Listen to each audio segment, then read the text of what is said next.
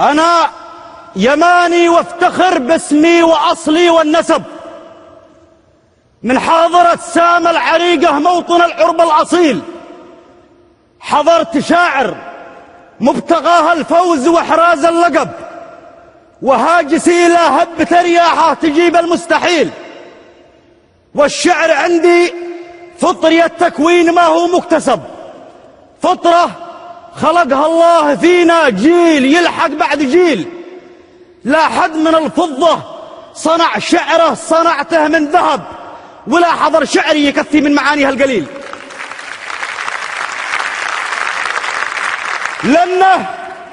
لأنه إلى روح الأصالة ينتمي أما وأب، وارض اليمن روحه وإحساسه وحبه ميل أرضا كساها الله بازهار الثقافة والأدب، ومن نسايمها ربيع الشعر يرشف سلسبيل، تروي تفاصيل الطبيعة للنواظر عن كثب، صورة لأجمل وجه أبدع صنعها الرب الجليل، تتشكل أعشاب الروابي حول عينيها هدب، والورد بغصانه يداعب حمرة الخد الأسيل، والحقل يرسم من غصون البن وأوراق العنب لوحة بها الفلاح وإصراره يعانق للنخيل، كأنها في مجمع البحرين بسمة للعجب، والبحر يحضنها كما يحضن على الصدر الخليل.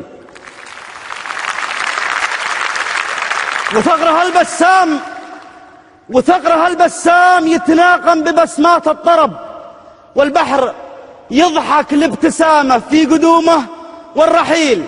إذا ابتسم للبحر الأحمر عاتب بحر العرب، وإن مالت النظرة الواحد بعدها الثاني يميل. أرض السعيدة جل من لجمل محاسنها وهب، وزانها والبس ثراها ثوب الإعجاب الفضيل.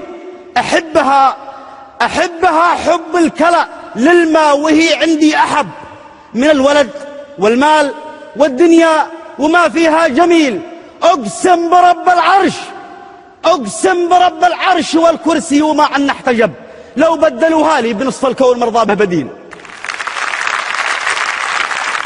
أقسم برب العرش والكرسي وما عنا احتجب، لو بدلوها لي بنصف الكون مرضى به بديل.